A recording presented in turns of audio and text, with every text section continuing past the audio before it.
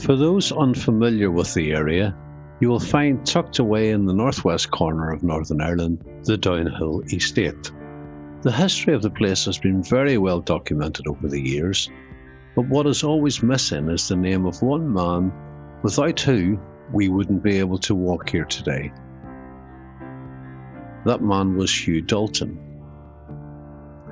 Hugh was a veteran of the First World War, became involved in politics, and rose through the ranks to become Chancellor in the post-war Labour government. In the 1946 budget, he came up with a simple but brilliant idea, a fund that would buy up land for the people to enjoy, to walk, to recover from the dark days of World War II.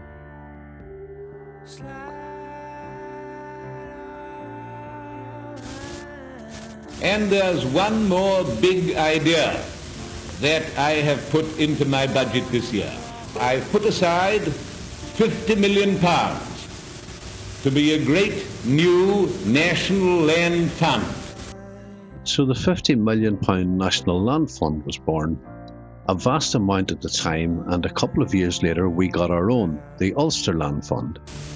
I want the people of the country, and particularly the young people, to have a chance to enjoy the country which should belong to all of us, not just to a few private landowners.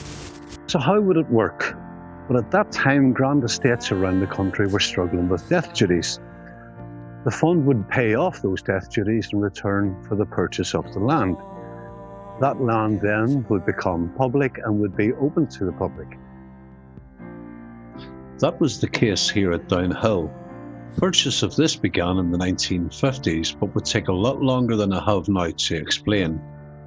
However, one of the first grants from the Ulster Land Fund was towards the restoration and purchase of the Mussenden Temple here at Downhill. So where did the money go? In Westminster, the fund never really worked, but in Stormont, back in the days when we had smart people in charge, we spent wisely and invested. More importantly, we spent on the right things that would have sat alongside the ethos of what Dalton wanted. That money is to be spent over the next few years in buying up for the people of the country beautiful open spaces, stretches of cliff along the coast, woodlands and moorlands and downlands for the hikers and the cyclists and the ramblers to enjoy to the full. We invested in the Giant's Causeway, Castle Cool, Rowallan, Castle Ward, Mount Stewart, Derrymore House, and locally the beautiful Black Glen here at Downhill, amongst many, many other places. So what of the 46 million in today's money that we were given in 1949? Well, we spent it wisely, but by the 1970s it was obvious that money was being diverted away from the outdoors to other projects.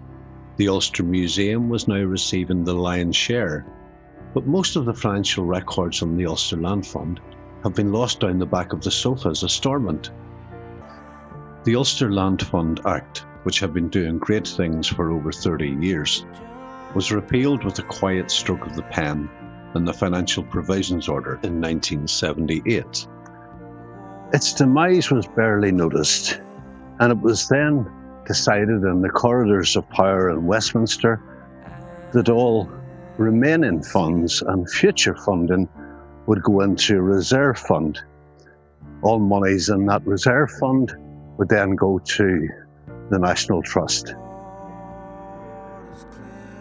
Dalton was a good, principled politician with a great love of the outdoors, and he made a massive difference, and we're still feeling the benefits of that difference today.